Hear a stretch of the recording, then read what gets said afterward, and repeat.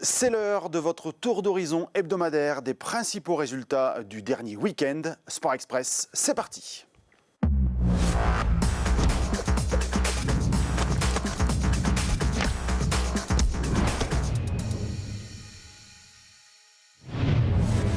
Salut à toutes et à tous, ravi de vous accueillir une fois de plus sur ILTV pour parler de rugby, de basket et de hand. Mais sans plus tarder, on débute comme d'habitude par le football féminin.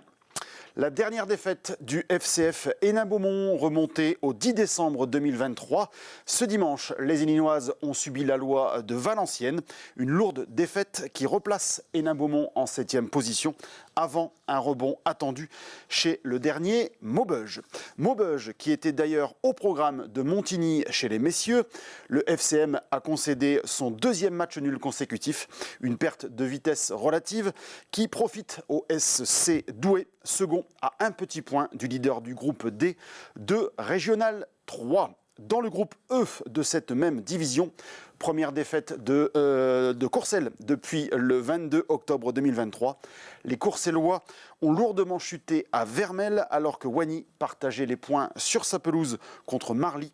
Les barbistes avancent doucement mais n'ont concédé qu'une défaite lors des 6 derniers matchs. On passe au ballon ovale avec la Régionale 3. Un seul essai signé Teddy Rogeret pour Carvin dans la défaite contre le second du classement et un seul essai de Michael Musu pour Le Forêt battu par le 3e Anzin.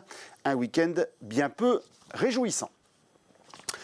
Voilà pour les sports d'extérieur. Pour être tout à fait complet, sachez que la semaine prochaine, dans Sport Express, nous parlerons de football américain à l'occasion de l'ouverture de la saison des Lions de Carvin, champions régionaux la saison dernière et qui retrouveront ce dimanche l'échelon national. En attendant, je vous propose de rentrer en salle pour parler du basket. Au bout d'un match disputé, Dourges a remporté la rencontre contre Jeuf 76-71. Un pas important vers le maintien en National 2 avec cette deuxième victoire lors des 8 derniers matchs, la première depuis le 6 janvier. En Régional 2, victoire d'Hénin-Beaumont contre Waterloo 81-76.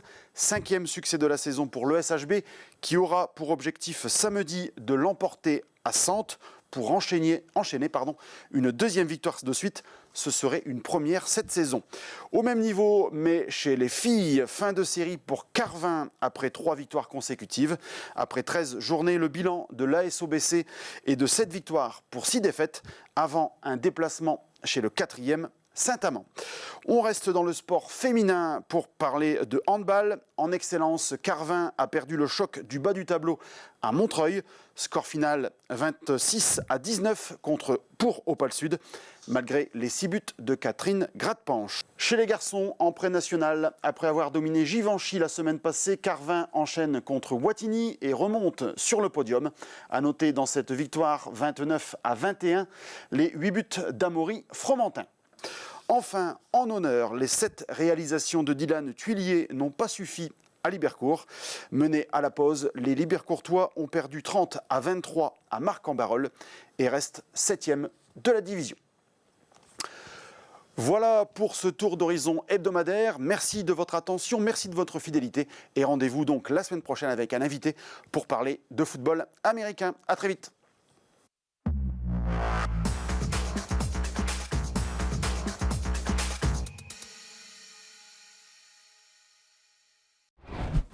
Sport Express, votre magazine sportif, tous les mardis à 11h30 sur ILTV.